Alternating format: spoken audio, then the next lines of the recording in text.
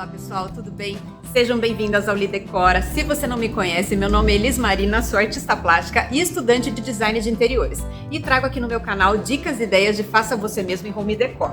Hoje eu vou mostrar para vocês a transformação que eu fiz em um rack suspenso. Sabe aqueles racks que a gente pendura na parede embaixo da TV na sala? É esse o móvel que eu vou transformar com vocês hoje. Ano passado o mozão comprou um usado numa loja de móveis usados aqui, pagou bem baratinho, foi questão de R$60, para colocar no quarto gamer dele com o fliperama em cima. Porém, o móvel era muito grande, acabou não dando certo e ele acabou ficando num cantinho por aqui. E foi assim durante quase um ano. Recentemente eu resolvi pegar ele para transformar, porque era uma judiação, tava só pegando pó aqui e me surpreendi muito com o resultado. Transformei ele num aparador com uma estética farmhouse para colocar na nossa cozinha e guardar panos de prato e jogos americanos. Fiquei muito feliz não só com o resultado final dele, como também com a utilidade que ele trouxe na nossa cozinha. E eu espero que vocês também gostem do resultado e do vídeo de hoje. O móvel em si, ele estava inteirinho, não faltava nenhum pedaço, ele só estava um pouco sujo e esperando que alguém acreditasse no potencial dele. E demorou um ano, mas finalmente eu acreditei no potencial e resolvi mudar isso. Ele era grande, não cabia em qualquer lugar, então eu resolvi fazer uma peça neutra que combinasse em qualquer ambiente para depois descobrir aonde eu iria colocar ele. A parte de trás não tinha fita de borda, mas a parte da frente e as laterais tinham.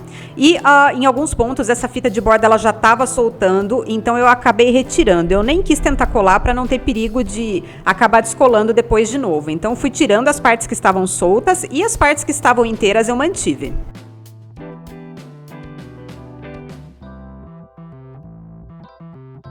Depois disso, fui tirando todas as ferragens que tinham no móvel. Provavelmente esse móvel um dia teve gavetas por conta das corrediças metálicas. Eu retirei todas elas, não quis, acho que nem dava para aproveitar nenhuma.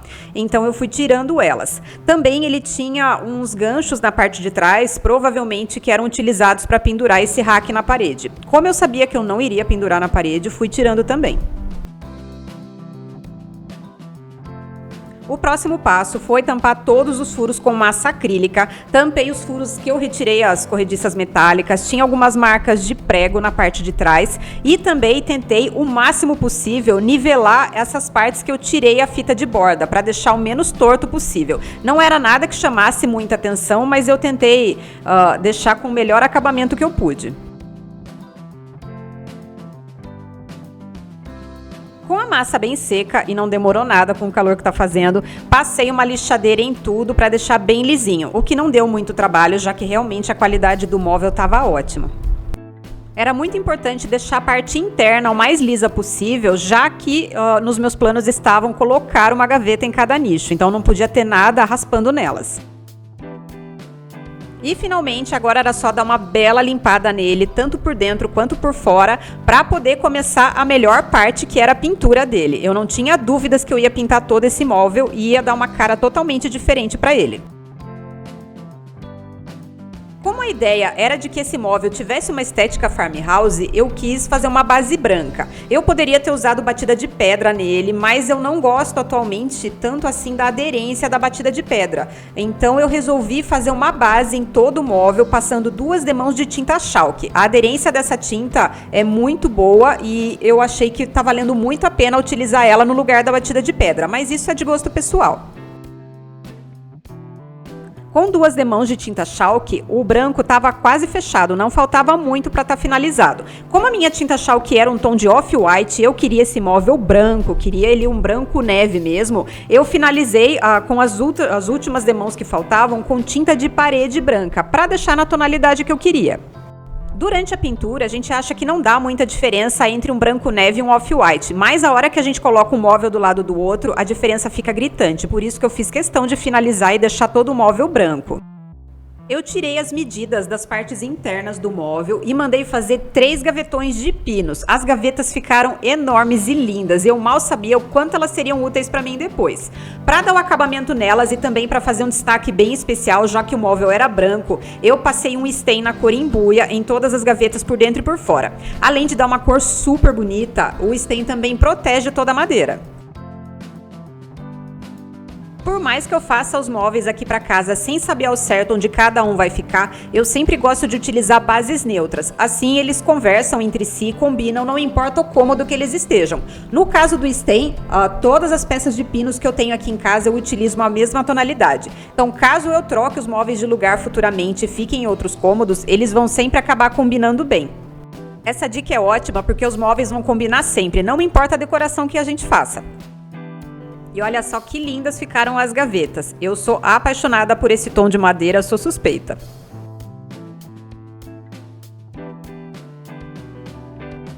E lógico que eu iria fazer mais detalhes nas gavetas, afinal a frente delas era enorme, dava para fazer um detalhe bem especial nelas. Então comecei riscando uma borda nas 3 gavetas, uma borda com a largura da régua.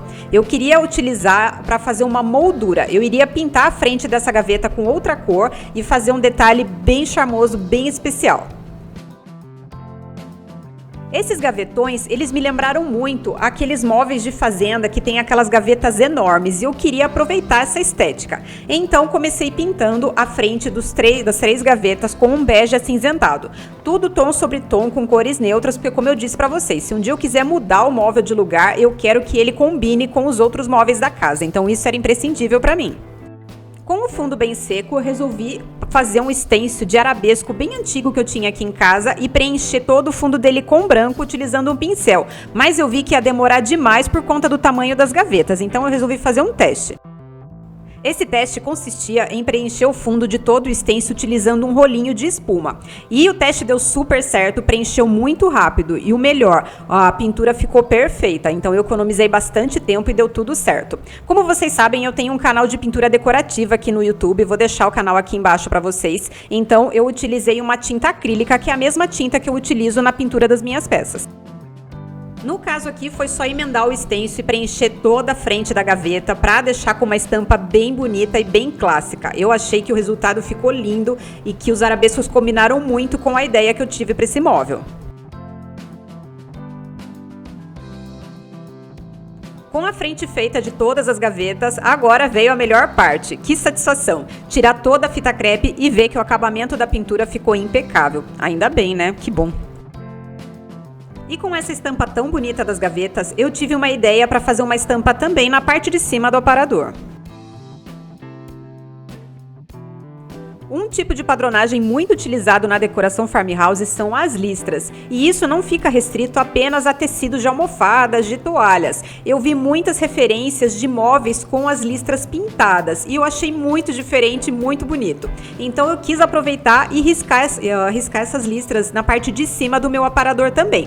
Então eu achei a parte do centro do meu móvel e fiz uma listra bem larga, e fiz outras 2 listras secundárias um pouco mais estreitas. Listras riscadas, fita crepe bem colada para não vazar nenhuma tinta por baixo e eu comecei a pintar o fundo de tudo. Pintei o fundo delas utilizando a mesma cor que eu pintei a frente das gavetas e a minha tinta estava acabando. Então eu fui raspando o máximo que deu do potinho e a ideia aí era fazer um fundo meio manchado para dar um toque rústico e também para essa tinta aguentar fazer o fundo de tudo.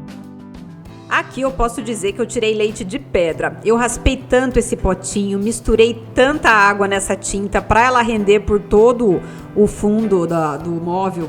E tava cheia de gruma porque era uma tinta bem antiga, mas eu posso dizer para vocês que no fim deu tudo certo.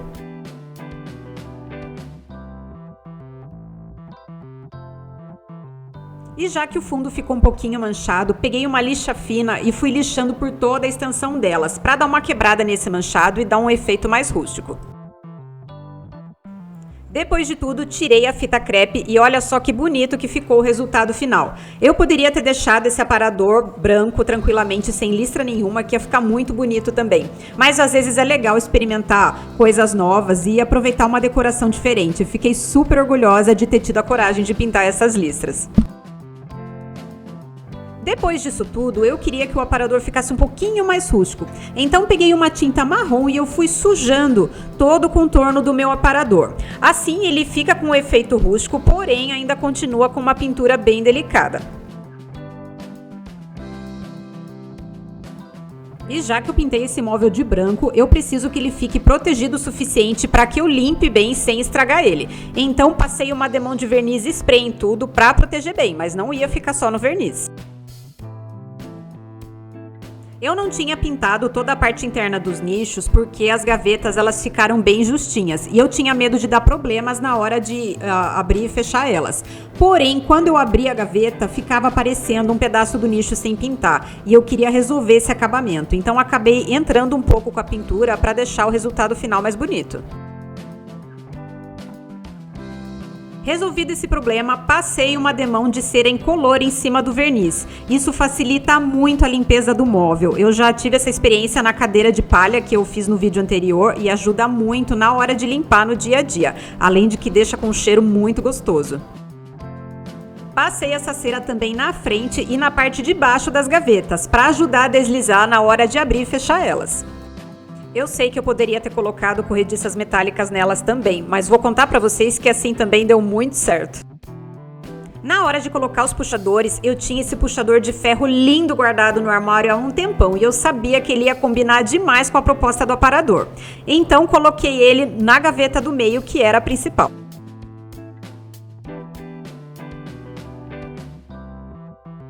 Já para as gavetas laterais que eram menores, eu comprei esses puxadores em metal preto e coloquei nelas. No caso, como eu não tinha parafusos pretos, eu acabei pintando a cabeça deles utilizando o esmalte preto. Fica com um acabamento super bonito, nem dá para perceber que foram pintados. Como esse móvel do aparador era bem pesado, eu resolvi comprar na internet pés de metal. Então comprei esses pés pretos que inclusive combinam com os puxadores que eu comprei junto. Aí foi só parafusar eles na parte de baixo do aparador para garantir que ele ia ficar de pé sem problemas.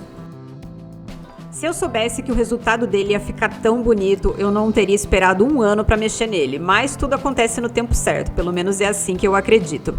E você, o que achou de toda essa transformação do móvel? Me conta o que achou, que eu vou adorar saber. Vamos ver como é que ficou o resultado final dele?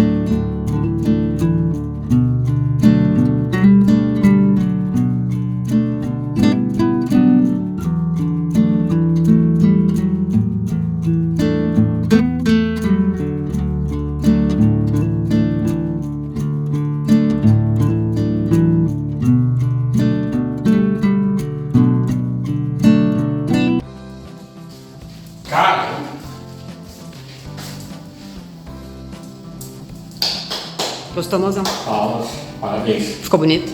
Ficou. Nossa, ficou muito bonito. Você combinou aqui certinho. Combinei. Você fez um kit. Fiz. Ficou top. Ficou top? Top. Ó. Fácil.